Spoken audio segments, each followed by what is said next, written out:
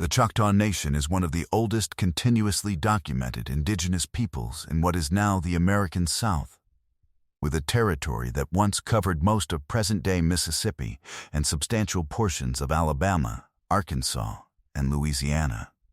Their oral tradition is among the most internally elaborate of any North American people, not elaborate in the sense of ornate or ceremonially complex.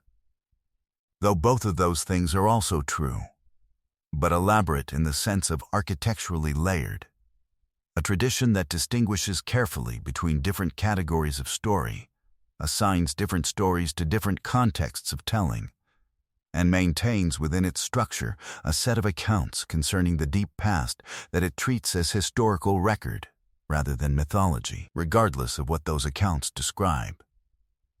The Choctaw word the tradition uses for stories of the deep past is not well translated by the English word myth, which carries, even in academic usage, a connotation of invented narrative.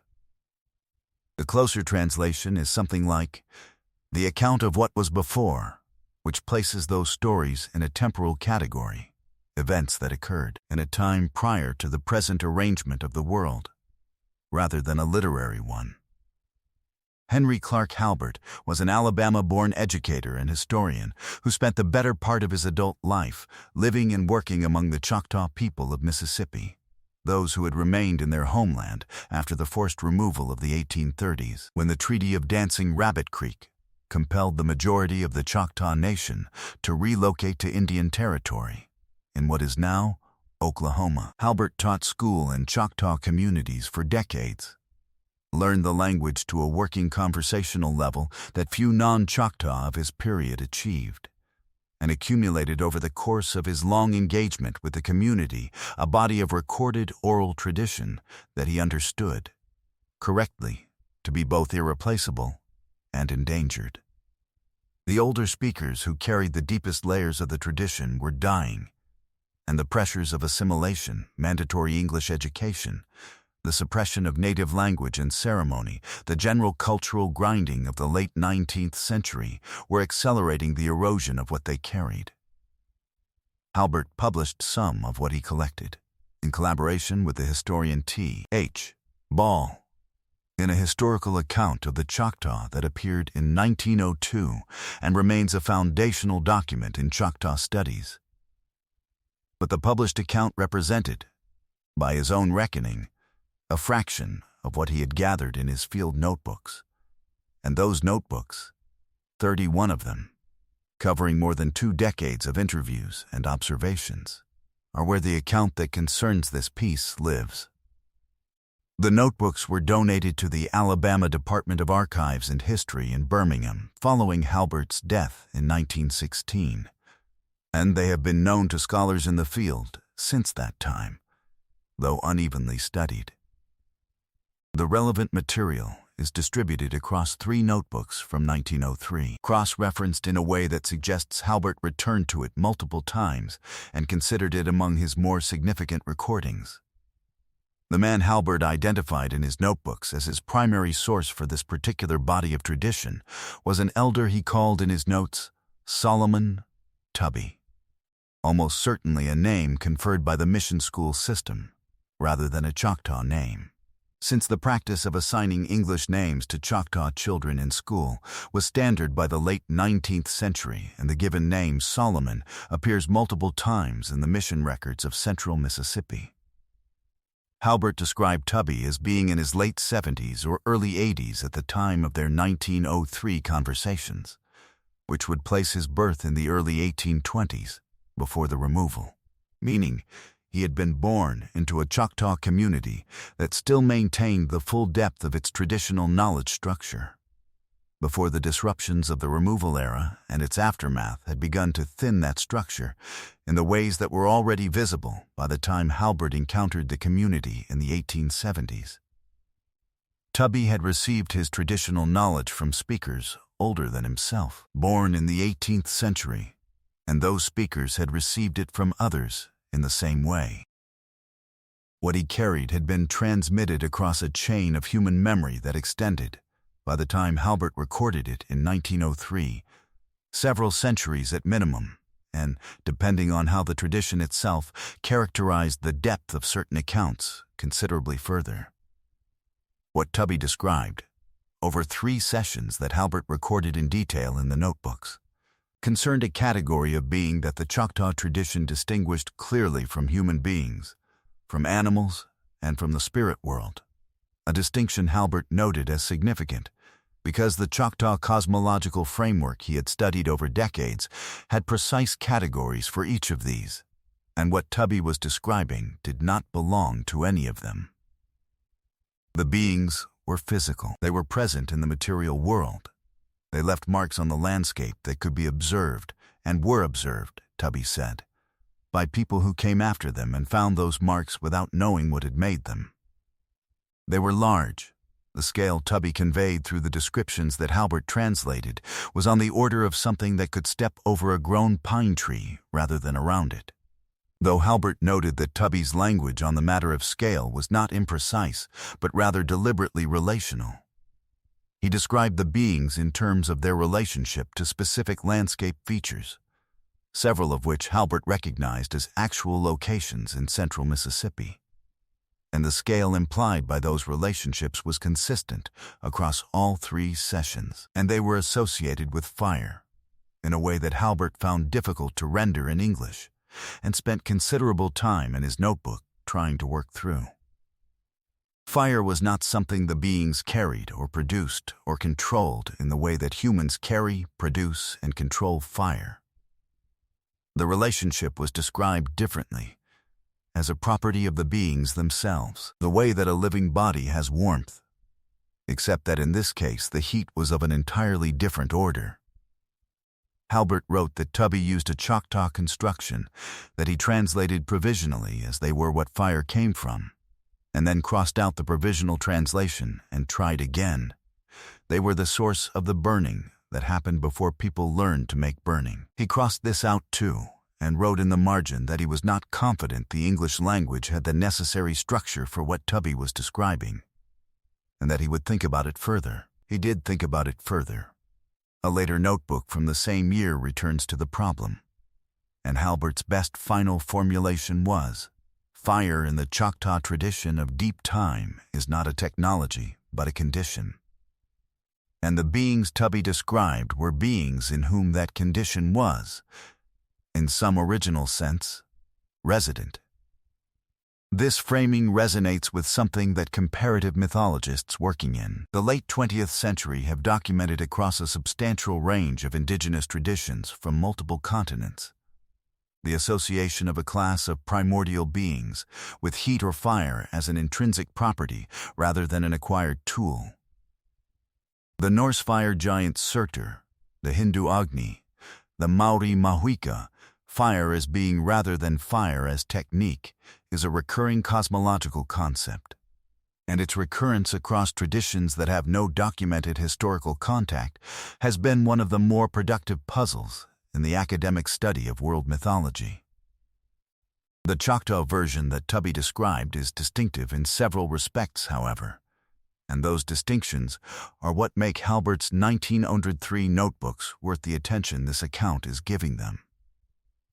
The first distinction is temporal. The fire giants of Norse tradition operate within a mythological time that is cyclical, oriented toward a known endpoint, Ragnarok, the destruction and renewal of the world, in which Surtur's flame will play a specific role.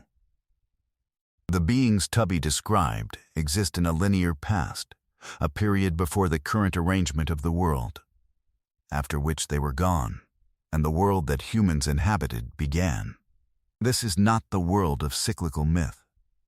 It is the world of geological deep time, a period that ended, left evidence in the landscape, and was followed by a different period in which humans eventually appeared. Halbert was struck by this and noted it explicitly, writing that Tubby consistently distinguished between the time of the beings and the time after the beings as separate and sequential historical eras, not as phases in a recurring cycle. The second distinction is evidentiary. Tubby did not describe the beings as existing only in the tradition, as characters in a story whose landscape was metaphorical. He described specific places in central Mississippi where evidence of their passage could be found, or had been found by people in past generations.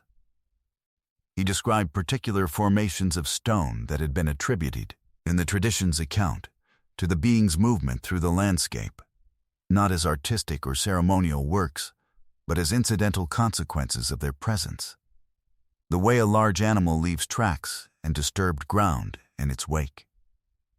He described what Halbert understood to be an area of anomalous geological formation near the headwaters of a specific river.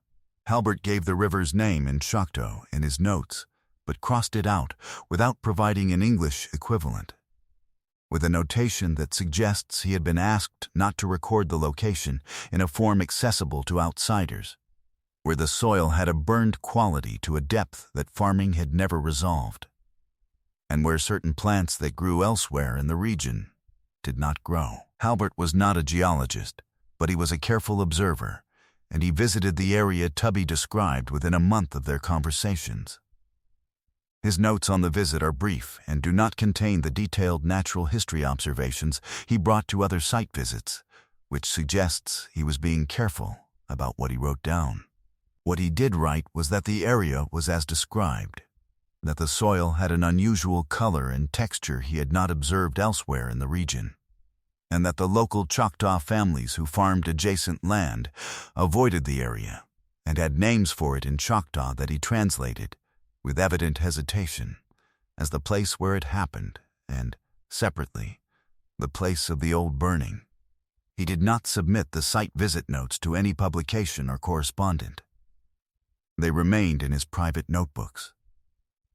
The geological history of central Mississippi is, in fact, marked by events that most residents of the region and most visitors to the historical account would not think to associate with it.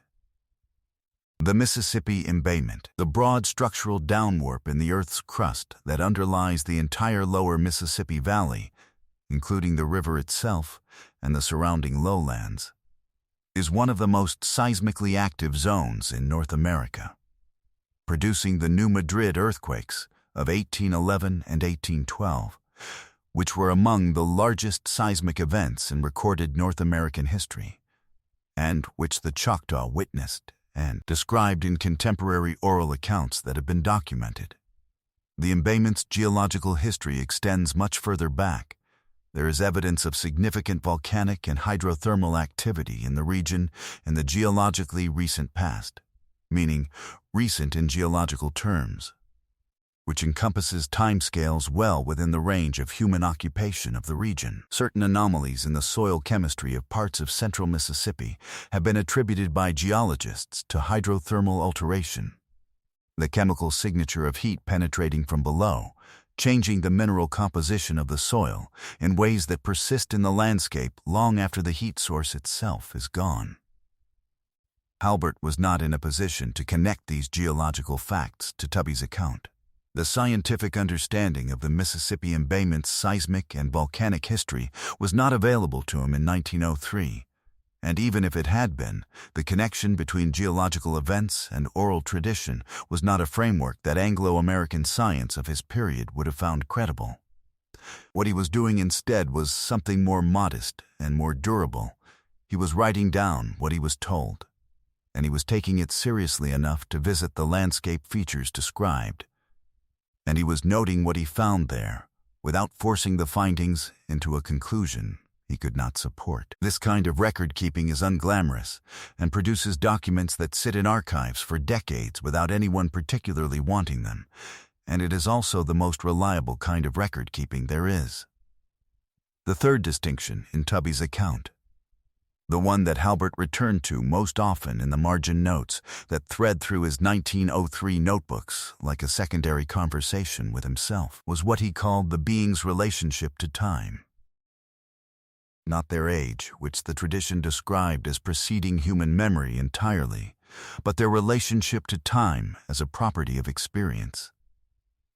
Halbert wrote that Tubby described the beings as existing in a way that did not correspond to the succession of moments that characterizes human experience, not immortal, not timeless in a mystical sense, but structured differently with respect to time. The way a mountain is differently structured than a person, even though both are subject to change. A mountain does not experience its own gradual erosion. It changes without experiencing change. The beings Tubby described had something of this quality, in a way that Halbert understood as the tradition's attempt to convey the radical otherness of their nature, the degree to which they were not simply large humans, or powerful humans, or humans with unusual abilities, but something else entirely, something that the tradition was reaching toward with the vocabulary available to it, and acknowledging it could not fully reach. This aspect of the account is where the piece risks losing certain readers, because the distinction Tubby was drawing is genuinely difficult to convey in the empirical register that the rest of this account has tried to maintain. It is easier to write about burned soil and anomalous landscape formations, which are things that can in principle be found and measured, than about a cosmological claim concerning the structure of beings' experience of time, which cannot. But Halbert took the distinction seriously, and his taking it seriously is part of the record, and leaving it out would be a form of editing the account toward the parts that seem most compatible with contemporary sensibility, which is precisely the kind of editing that has stripped most indigenous knowledge of its most challenging material before it reaches the public archive. Tubby died in 1906, according to a death record in the tribal rolls. He was the last person Halbert identified as carrying the full version of the account he recorded in 1903. There had been other speakers before Tubby, and some of them had told Halbert partial versions of the same tradition, but Tubby's account was the most complete. And Halbert understood even as he was recording it that what he was receiving would not be received again from another source. The tradition's transmission chain ended with Tubby, in the sense that no other speaker Halbert knew of carried the full account, though he noted that fragments of it persisted in the broader oral tradition of the Choctaw community, references to the beings in passing, to the time before, to places in the landscape that were understood to carry particular significance without the full explanatory account that Tubby had preserved being attached to them any longer. This is how oral traditions die. Not all at once, not with a dramatic rupture, but in layers, with the deepest and most specific layers going first because they are the most specialized and the most dependent on particular trained carriers who have no successors, and the broader cultural residue persisting longer because it is embedded in more people and in the landscape itself, in the names of places and the practices around certain locations, and the inherited sense that some parts of the world require a care that cannot be fully explained because the explanation has been lost. The Choctaw communities of central Mississippi still know that certain places require that care. They do not all carry the account of why. Halbert's notebooks are one of the few places where some of that why was written down, by a man who understood that he was recording the last clear light of something receding into the past, and could not stop the recession, but could at least describe what he saw. The fire giants, in Tubby's account, did not die. They did not leave. The tradition does not describe their end the way the Norse tradition describes Surtur's end, not as a culmination or a defeat or a departure to another realm. They simply ceased to be present in the world in the way they had been present, which is a different thing from dying and a different thing from leaving, though Halbert acknowledged that the distinction was easier to grasp in Choctaw, where the available vocabulary for states of being and absence was richer than in English. What the tradition described was something like a withdrawal into the condition they had always been, a return of the fire to wherever fire was before fire was walking in the world. They were not gone in the way that extinct things are gone. They were, according to the account Tubby gave and Halbert wrote down in a field notebook in 1903, somewhere else in the same way that heat is somewhere else in winter, present still, in the ground beneath the burned places. and the particular quality of light that the tradition associated with the areas of anomalous soil, waiting for conditions that the tradition did not specify, and that Tubby, when Halbert pressed him on the question, declined to elaborate. Some things, the old man said, and Halbert wrote this down too, do not require prediction, they require attention. The difference between prediction and attention is the difference between trying to know what will happen and being ready for what does.